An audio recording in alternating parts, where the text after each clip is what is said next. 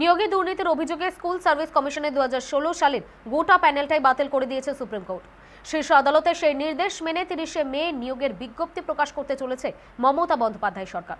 মঙ্গলবার নবান্নের সাংবাদিক বৈঠক থেকে মুখ্যমন্ত্রীর কথা জানানোর পরই কড়া প্রতিক্রিয়া এসেছে চাকরিহারা যোগ্য শিক্ষক অধিকার মঞ্চের তরফে।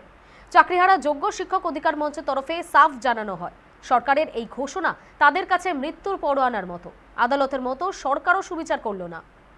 আমরা দেখলাম ওনার যে প্রেস বিবৃতি, তাতে করে আমাদের মনে হলো এটা পরিষ্কার সমস্ত যোগ্য শিক্ষক শিক্ষিকা এবং শিক্ষাকর্মীদের জন্য একটা মৃত্যু পরোয়ানা উনি আজকে আমাদের জন্য ঘোষণা করলেন।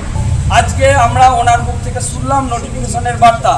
বিশেষ করে উনি যে সুপ্রিম কোর্টের জাজমেন্টের কথা বললেন, সুপ্রিম কোর্টের জাজমেন্টে এত ডিটেল নোটিফিকেশন দেওয়ার কথা বলা হয়নি। অর্থাৎ আমরা কোনো একটা জায়গায় আশঙ্কা ছিল যে সরকার হয়তো আমাদেরকে পরীক্ষার দিকে নিয়ে যেতে চাইছে।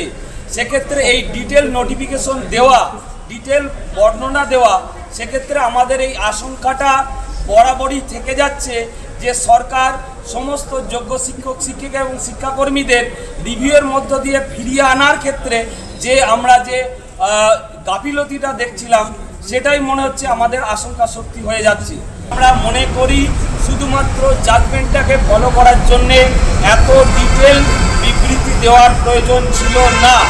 অর্থাৎ আমাদের কোনো এক জায়গায় মনে হচ্ছে যে সরকারের সদিচ্ছার অভাব আছে, যে সমস্ত যোগ্যদের ফিরিয়ে আনার ক্ষেত্রে সেই সদিচ্ছার অভাব আমরা দেখতে পাচ্ছি।